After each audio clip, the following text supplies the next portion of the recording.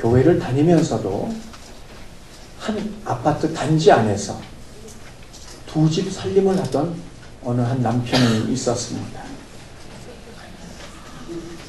아내는 바람난 남편에게 두 집 살림을 해도 좋으니 교회에서 하는 성경 모임에 꼭 좀 참석을 해달라고 요청을 합니다.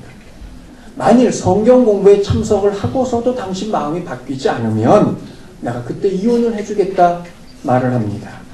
하나님 말씀이 아니고서는 이 문제의 상황을 풀 길이 없다고 판단하였기 때문에 아내는 비장한 각오로 말을 한 겁니다.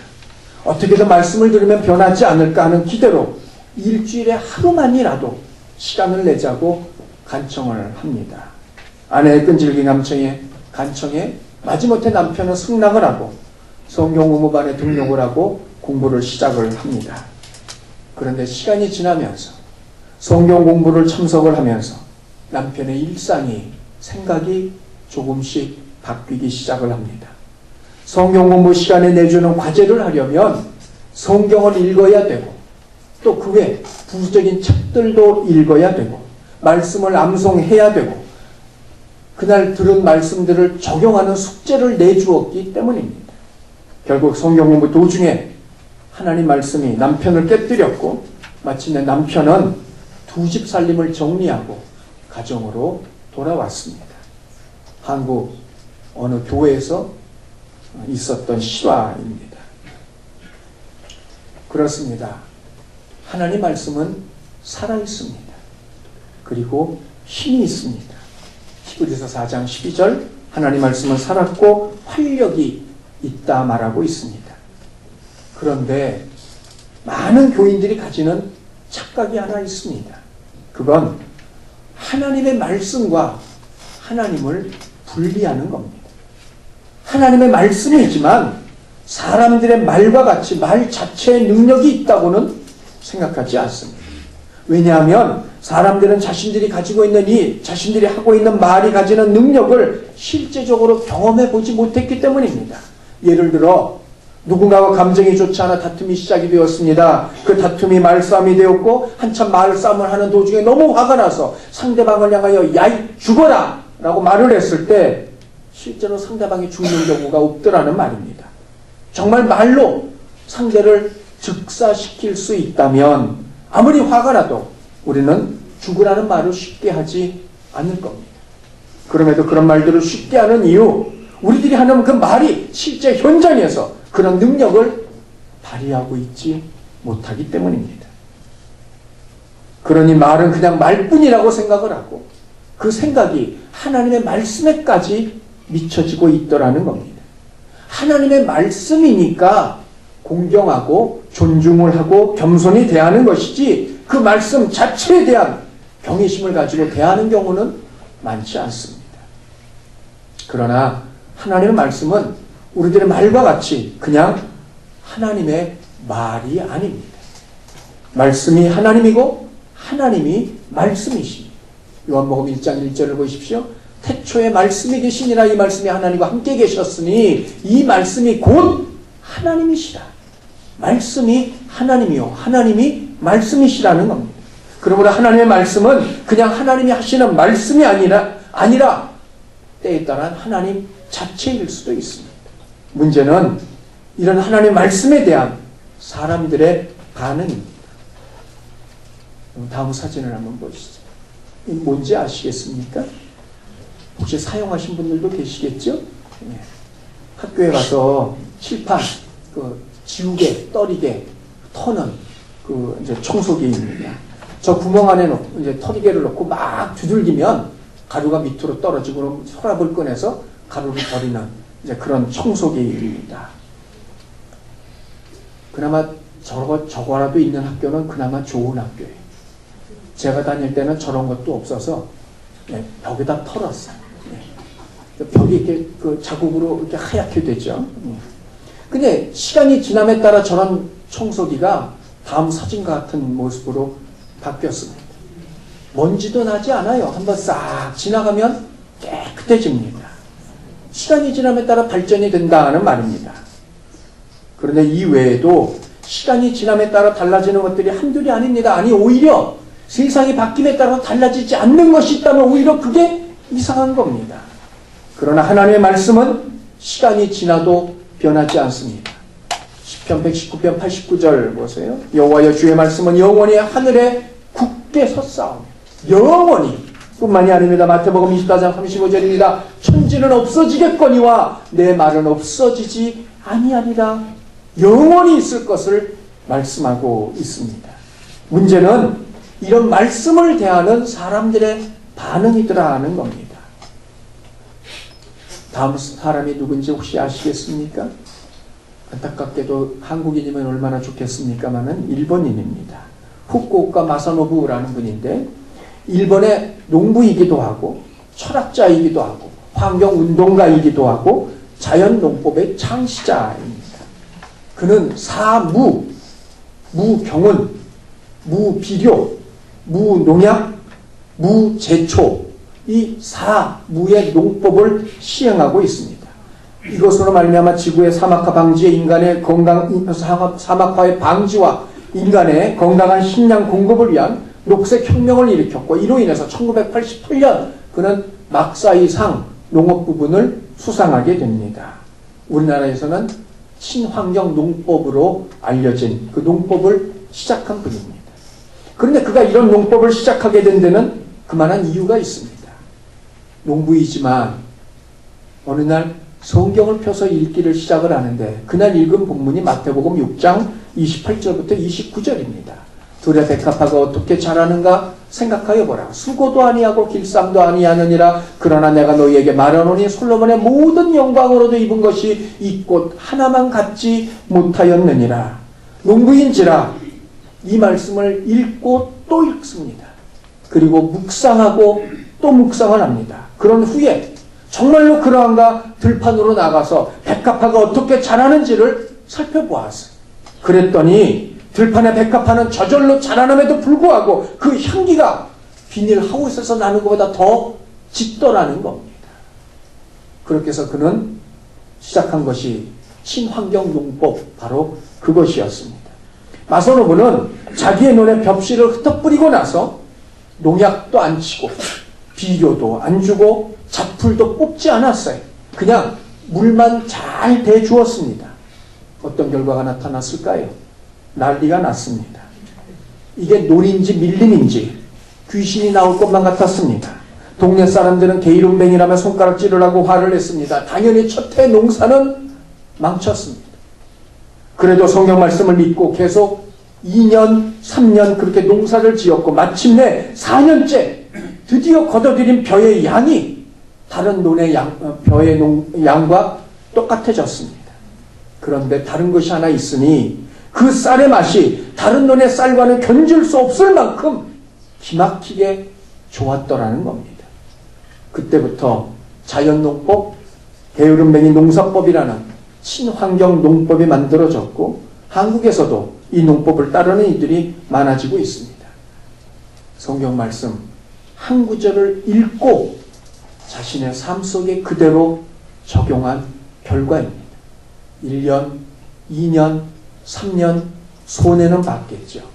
그래도 하나님을 믿었고 성경을 믿었기에 그는 그대로 시행을 했고 오늘날 그런 위치에 이르고 있습니다.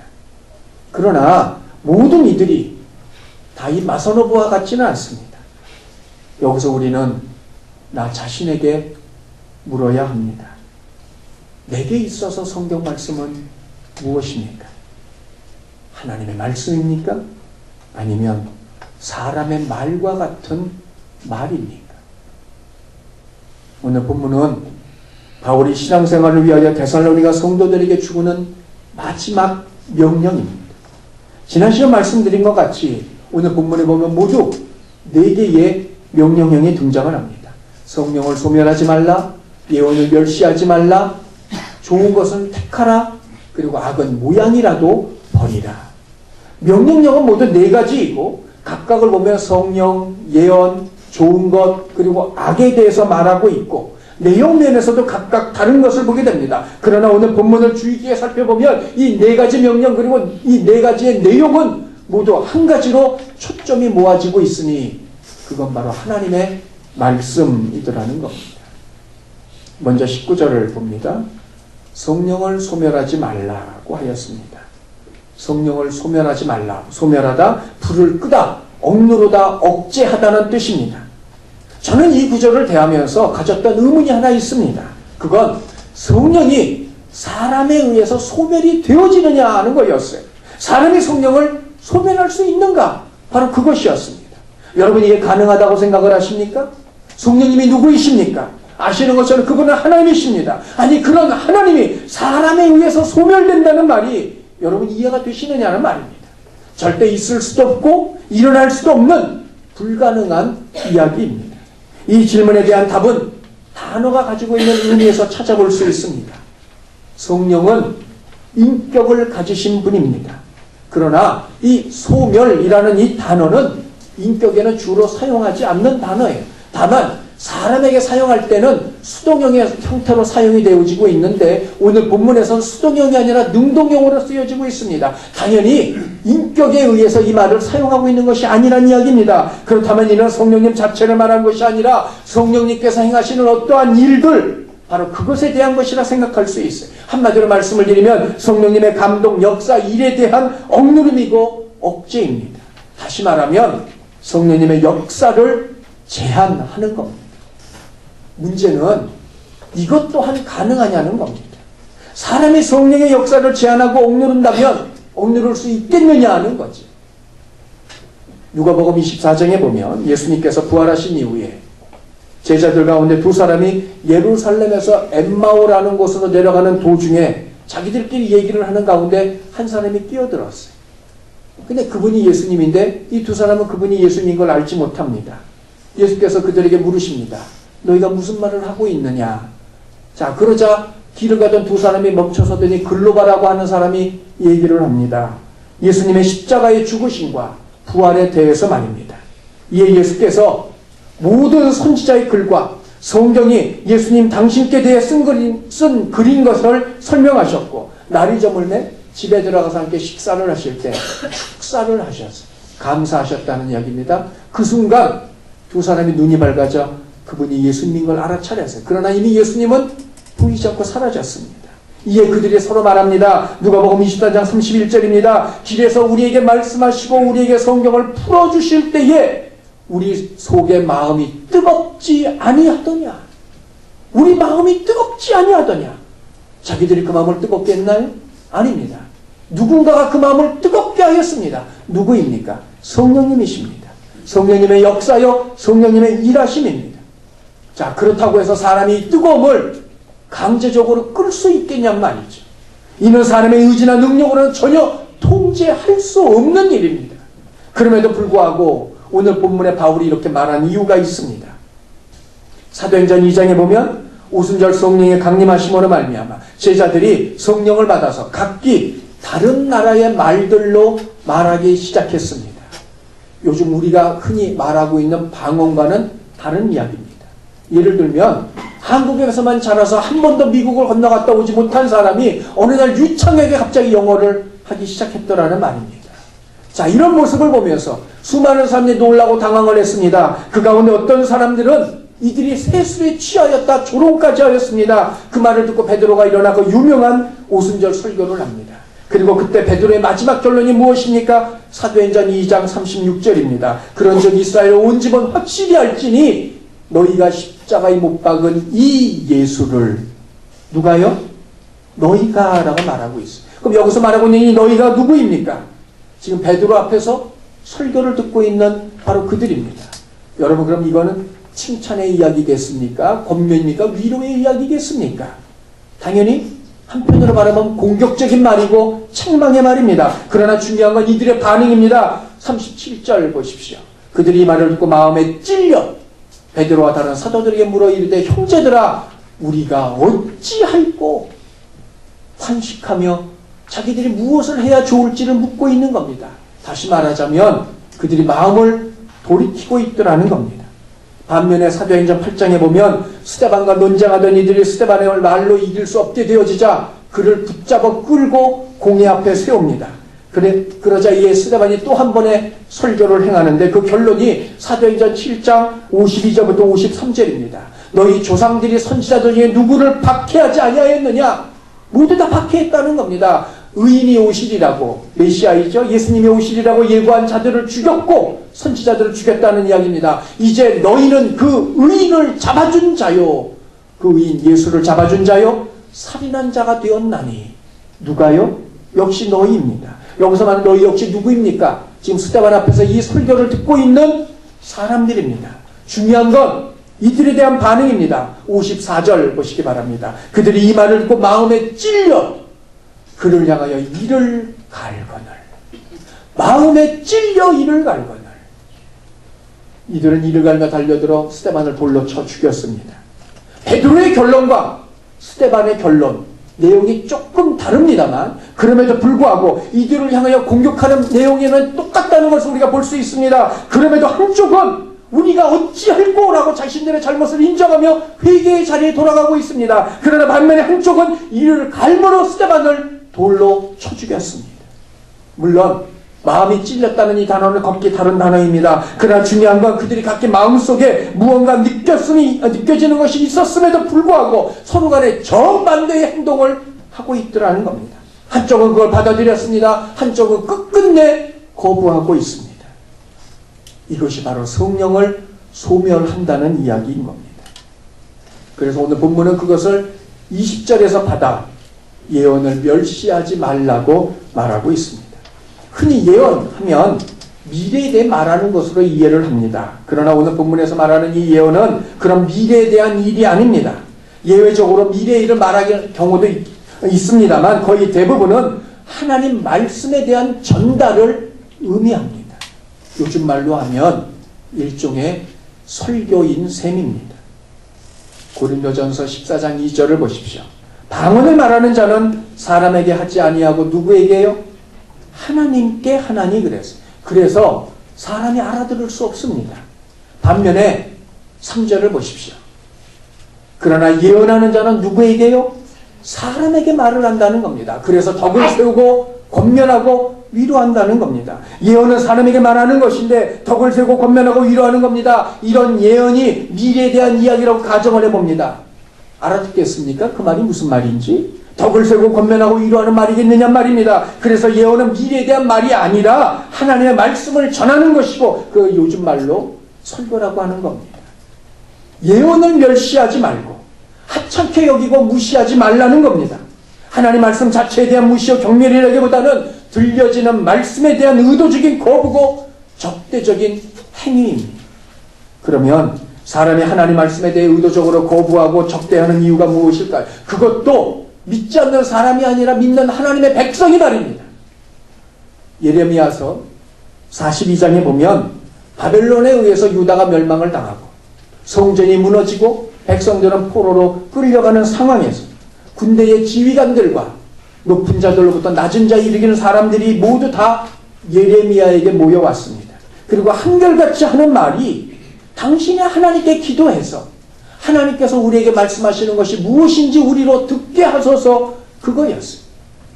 하나님이 우리를 향하여 뭐라고 말씀하시는지 당신이 기도해서 좀 들어보십시오. 자, 그러면서 그들이 덧붙입니다. 하나님께서 무엇을 말씀하시든지 우리가 그대로 순종하리이다. 3번에 걸쳐 그들이 이 약속을 합니다. 10일 후에 예레미야가 이들을 불러 하나님 말씀을 전합니다. 내용인즉슨 애굽으로 내려가지 말고 이 땅에 그냥 머물라는 것이에요. 문제는 이에 대한 사람들의 반응입니다. 43장 2절을 보십시오. 예레미야에게 말하기를 내가 거짓을 말하였다는 겁니다. 우리 하나님 여호와께서 너희는 애굽에서 살려고 그리고 내려가지 말라고 너를 보내어 말하지 않았다는 겁니다. 정말 하나님께서 그렇게 말씀하지 않으셨다고 그들은 믿고 있는 것일까요? 7절을 보세요. 애굽 땅에 들어가 다바네스에 이르렀으니 그들이 여호와의 목소리를 순종하지 아니하며 순종하지 아니합니다. 정말 하나님께서 그렇게 말씀하셨는지 의심한 것이 아닙니다. 이들은 애초에 들으려 하지 않았던 겁니다. 무엇을요? 그들의 마음은 애굽에 가 있었어요. 그러면서 하나님께서 무슨 말씀하는지 자기들에게 이야기해달라고 요청한 겁니다. 하나님께서 애굽으로 내려가지 말라고 말씀하시매 그들은 그 말씀을 듣지 않고 애굽으로 내려갑니다. 이유가 하나입니다. 자신들이 듣고자 하는 것과 다른 말씀을 하셨기 때문입니다. 우리가 잘 아는 유머가 있지 않습니까? 어떤 사람이 밤길을 가다가 발을 헛디뎌 낭떠러지로 떨어졌습니다. 떨어지는 도중에 간신히 나무 뿌리를 붙잡고 공중에 더렁더렁 매달렸습니다. 정신을 차려 위를 바라보면서 소리를 지릅니다. 하나님 살려주세요. 그때 위에서 소리가 들립니다. 살고 싶으면 손을 놔라. 이건 전혀 생각지도 못했던 말입니다. 그 말을 듣고 한참 있다 생각을 하면서 다시 위를 향하여 소리를 지릅니다. 거기 위에 다른 분 안 계세요. 내 생각과 다릅니다. 내 계획과 다릅니다. 내 기대와 다릅니다. 내가 원하는 말씀이 아닙니다. 내가 듣고 싶은 말이 있는데 그 말씀을 하지 않으시고 엉뚱한 얘기를 하니 들으려 하지 않는 겁니다. 듣고 싶어도 듣고 싶지도 않고 들어도 모른 채 합니다. 그게 예언의 말씀을 무시하는 것이라는 겁니다. 사람마다 욕구가 다르고 상황이 다르고 형편과 처지가 다릅니다. 당연히 바라는 것들도 다릅니다. 그걸 모르시는 하나님이 아니시라는 말입니다. 그러므로 말씀하시는 것은 무엇이든 여러분 아멘으로 받으시길 바랍니다. 디모데전서 4장 4절 보세요. 하나님께서 지으신 모든 것이 선함에 감사함으로 받으면 버릴 것이 없나니, 물론 이 말씀은 음식에 대한 것으로 유대인들의 음식법 즉 코셔에 의해서 유대인들이 가려야 할 음식물이 있음을 주장하는 사람들에 대해서 하시는 말씀입니다. 그러나 깊이 생각해 보아야 됩니다. 여기서 핵심은 음식물 자체가 선하다는 것이 아닙니다. 그것들을 만드신 하나님의 선하심에 초점을 맞추고 있습니다. 선하신 하나님께서 지으셨기 때문에 그 음식물들도 선하다는 겁니다. 당연히 선하신 하나님께서 하신 말씀 역시 어떤 말씀이라도 선한 겁니다. 그러므로 음식물이 감사함으로 받으면 버릴 것이 없을진데 하물며 무엇이든 하나님의 말씀을 감사함으로 받는다면 그 또한 버릴 것이 없습니다. 어떤 말씀이든 거부하지 않고 믿음으로 받아들이는 것, 그것이 예언의 말씀을 멸시하지 않는 겁니다. 잠언 4장 4절을 보십시오. 아버지가 내게 가르쳐 이르기를 내 말을 내 마음에 두라, 내 명령을 지키라, 그리하면 살리라 하였습니다. 물론 솔로몬은 여기서 자기 아버지 다윗을 말하고 있는지도 모르겠습니다만 그러나 그건 의인화된 하나님입니다. 결국 다시 말씀드리면 이런 이야기입니다. 하나님 말씀을 마음에 두고 그 명령을 지키라, 그러면 살리라.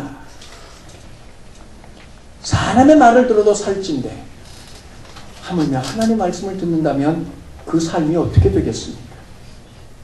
나는 지금 위로가 필요한데 하나님께서 헌신을 말씀하십니까?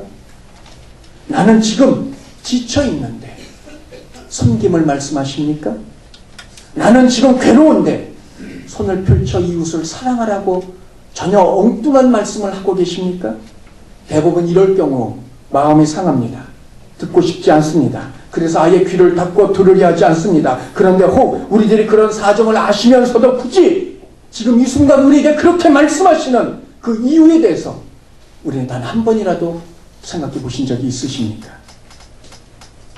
기근이 왔습니다. 사르밧 땅에 살고 있는 한 과부에게도 기근이 찾아왔습니다. 먹을 것도 다 떨어지고 통을 뒤져보니 겨우 한 움큼의 밀가루만 남았습니다. 아들하고 둘이 먹기에 딱 맞는 양입니다. 그거 먹고 나면 기적이 일어나지 않는 한 굶어 죽을 판입니다.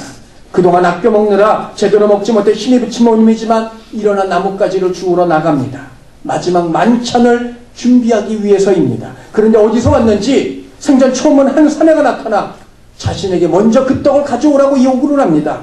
내 아들과 나의 마지막 식사입니다 라고 간청을 해도 듣지 않습니다. 아니 세상에 이런 날강도 같은 사람이 있습니까? 그럼에도 불구하고 남자가 말을 합니다. 내 말대로 하면 비가 오는 날까지 통의 가루가 떨어지지 아니하리라. 엘리야의 이야기입니다. 목사이기 때문이기도 하지만 제가 믿는 것 가운데 하나가 말씀에 대한 헌신입니다. 내 생각과 맞지 않아도 상식과 맞아떨어지지 않아도 말씀하신 대로 순종하면 반드시 그 열매를 보게 될 것이라는 겁니다. 나사로를 살리기 위하여 무덤의 입구를 막아놓은 그 돌을 주께서 옮겨놓으라 말씀을 하십니다.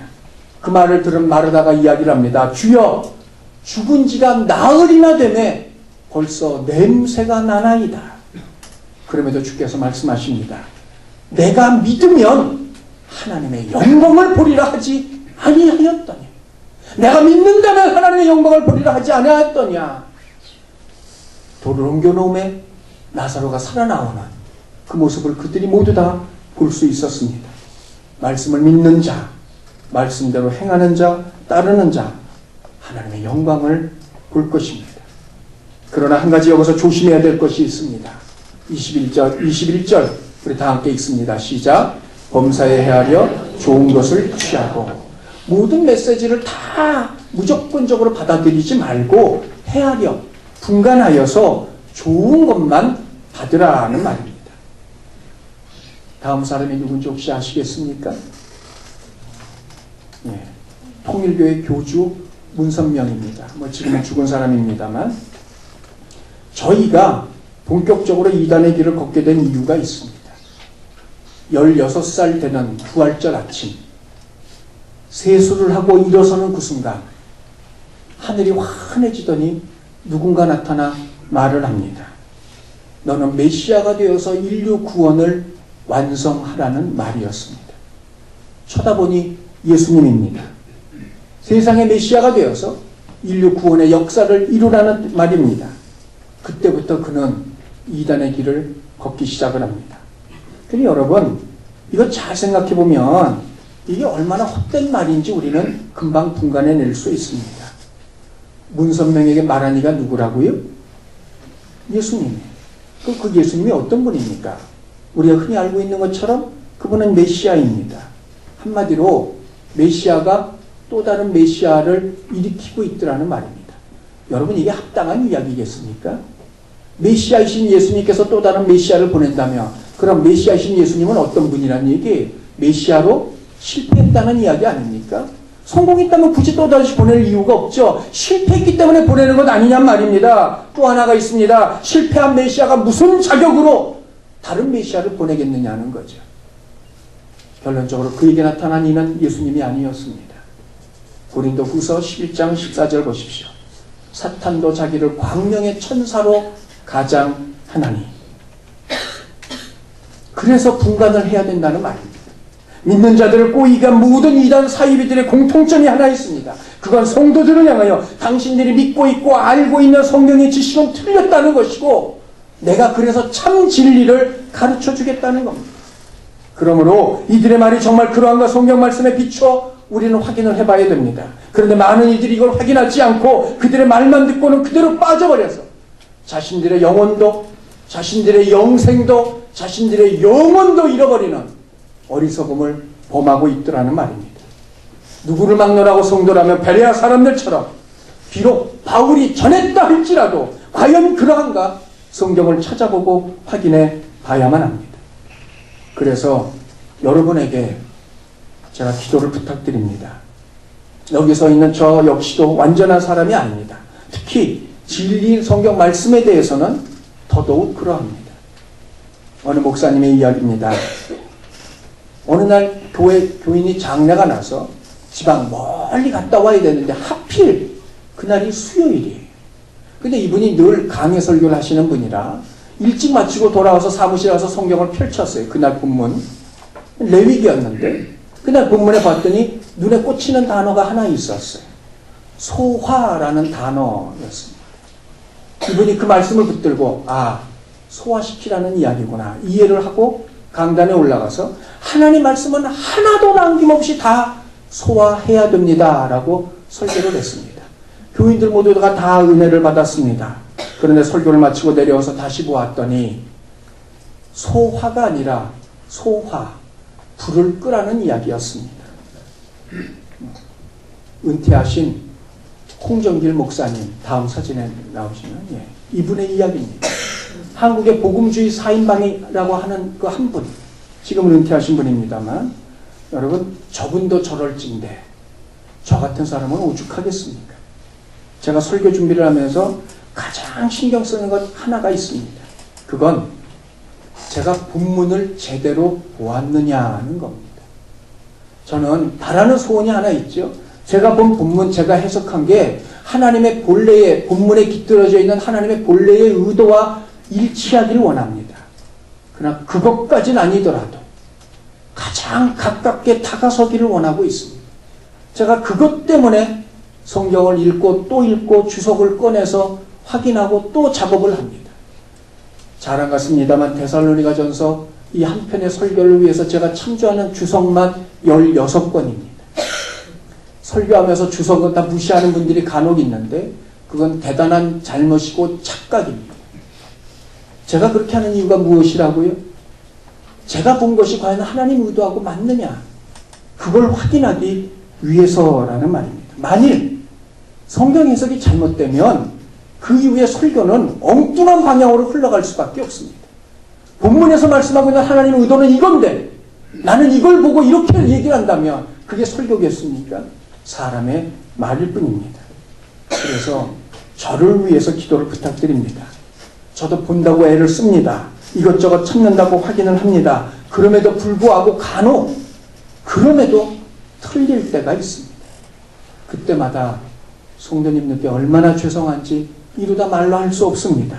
제가 이런 실수를 덜 하기 위해서 여러분 저를 위해서 기도해 주시기를 바랍니다.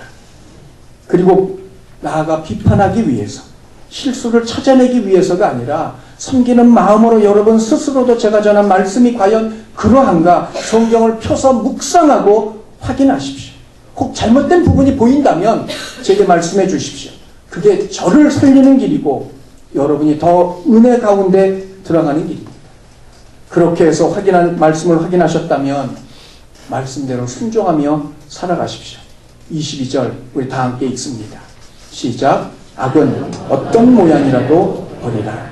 비록 내가 원했던 말씀이 아니랄지라 내가 듣고 싶었던 말씀이 아니더라도 성경에 비추어 볼 때 틀림이 아니라면 본문에서 그리고 설교를 통해 들려진 말씀 가운데 내가 혹 버려야 할 부분들이 있다면 정리해야 될 것들이 있다면 결단하고 다짐해야 될 것들이 있다면 멈추지 말고 주저하지 말고 그렇게 하라는 겁니다.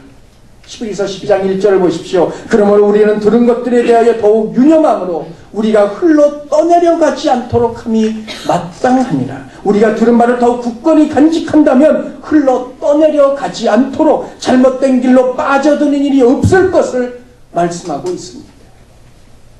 얼마 전 한국의 어느 한 여행가가 유명한 순례길에서 만난 또 다른 외국인 순례객으로부터 한국인이 정말 싫다는 가슴 아픈 이야기를 전해 들었답니다.